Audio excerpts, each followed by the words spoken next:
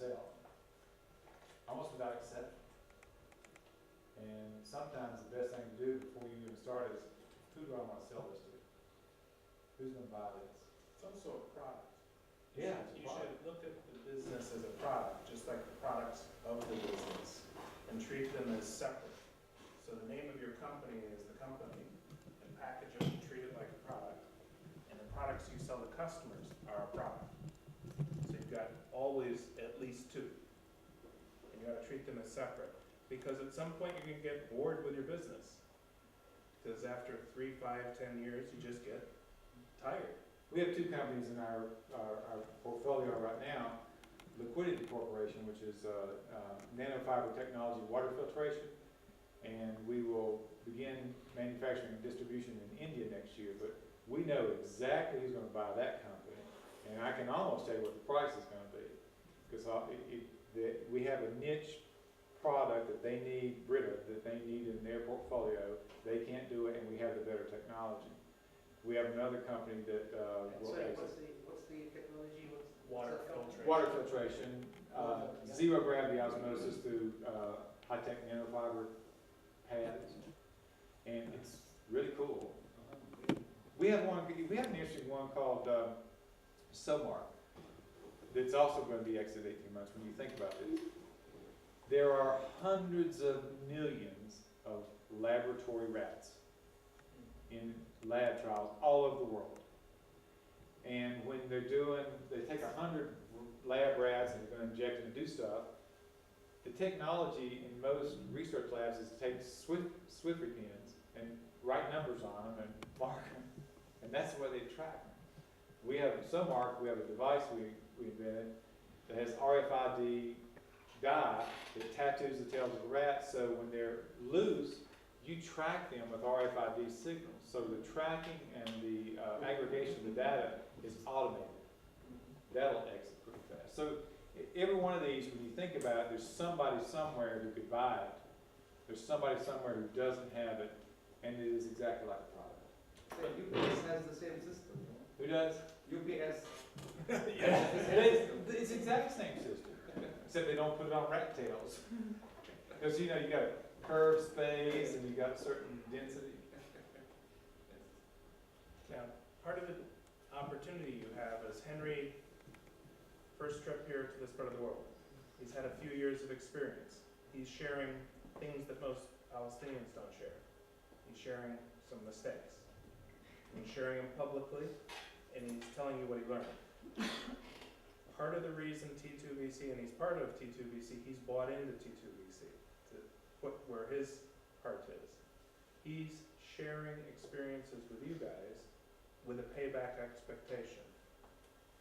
He gave, he's expecting you to do the same thing. So he took a big leap of faith. He had never been to the Middle East, doesn't know anything about that except what he sees on the news. And that's probably not the best way to learn about it. So he got on a plane to do it here. How many of you would be that willing to do the same thing? To share your mistakes, not your product, and be willing to pay it forward. Now that's what he's doing. That's why I'm saying you guys ought to talk to him afterwards and ask the quality question that you need help with, because Henry's a bit of an oracle. He's very knowledgeable, very experienced, and he's not going to give you the solution. He's going to suggest where you look. I like to say that again. I like that. Yes, sir. The last company, digital, the Galaxy Digital, the one that you are losing money from. Yes, sir. Okay. How do you deal with this? I mean, how do you? Is it because you look at this with a relaxed attitude that you are going to sell it and you don't care if you lose right now? What if you? I'm sorry. What is the question is? What if you're not sure that someone is going to buy it? What will be your attitude? Will be the same towards this company? Yes.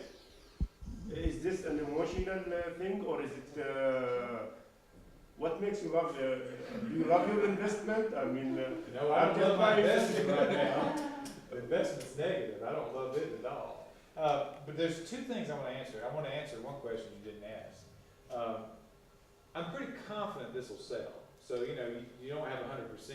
So, a lot of in the banking world of mergers and acquisitions over years and years and years and years, we developed a culture that says operate in a 65% environment. So anytime you've got a 65% certainty, make a decision. Because if you're waiting for 90 or 95 or 100, you get left behind. So if I'm 65% certain of this growth rate, I'm going with that. 65? Why not 60? Why 65? 60? Well, 65 is just, Or 51%. it was a highly sophisticated calculation. It's more than half, It's the, but it's not. Call it 2/3. Two-thirds. Call it 2/3. Is not enough? Yeah. it's 51%? So in this case, I'm 65, 70% certain that we're gonna go to cash flow positive and we'll get back what we've lost.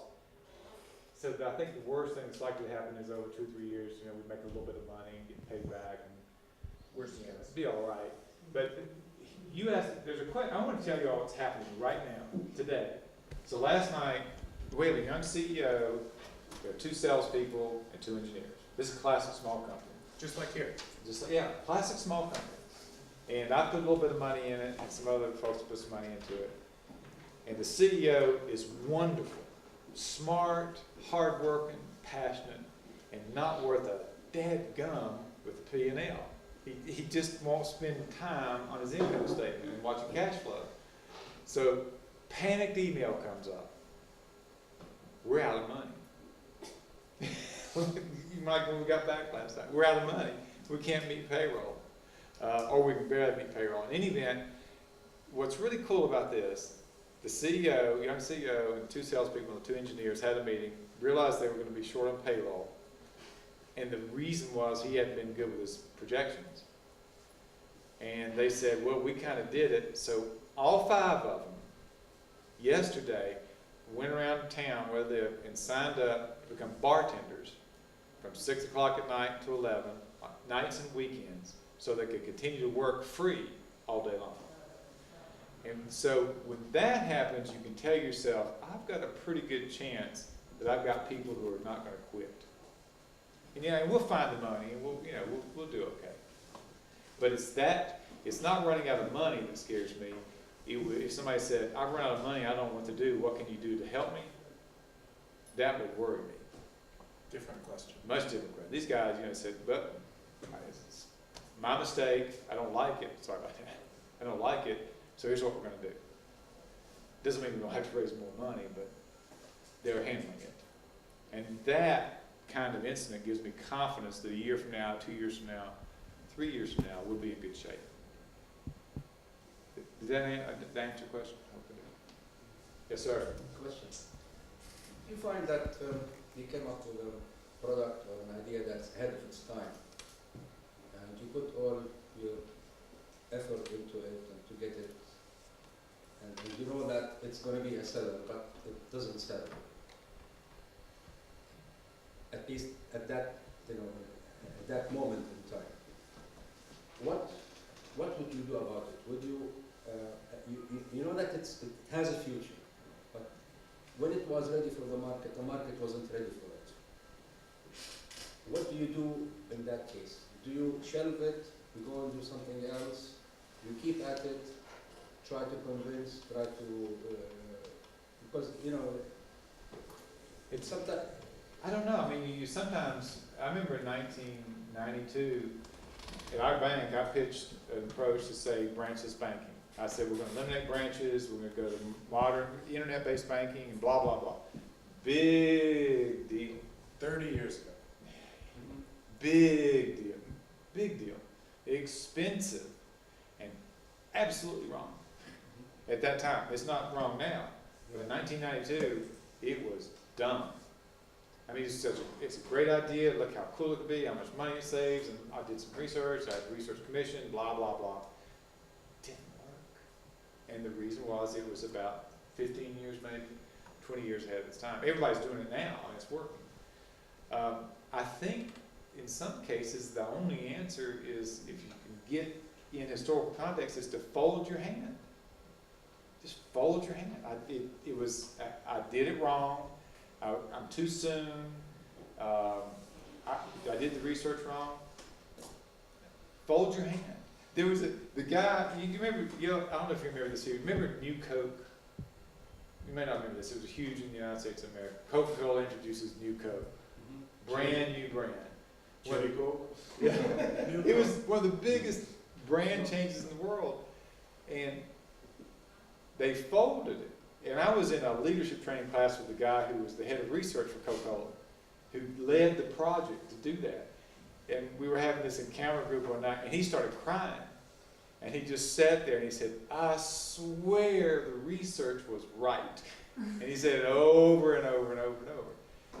But Coke had no sense to look at this and say, maybe it is right, but it's not working, so I'm going to fold my hand. You gotta know when to fold them. Exactly.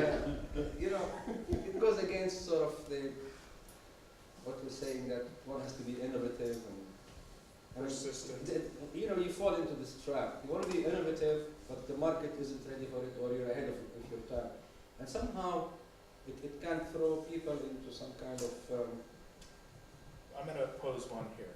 If you're attached to your product, not your customers, you run that risk. If you... If you are attached to your product, Yeah. not your customers, Right. you're more likely to have that risk. If I solve a customer problem, you seldom have that issue. If you are trying to be innovative and give the market something they don't want, be it new Coke or be it another product, they can say no thanks. But if you're solving, Ideas are a dime a dozen. I have 50 ideas a day. And then a couple more before I go to sleep. Ideas are cheap. They're everywhere. Thousands and thousands and millions of good ideas. Every one of them's good. The beauty and fun of being an entrepreneur is not the idea. That's not the fun part. What's fun about it is to build the thing to work. To build the people, marketing, sales, accounting, supply chains.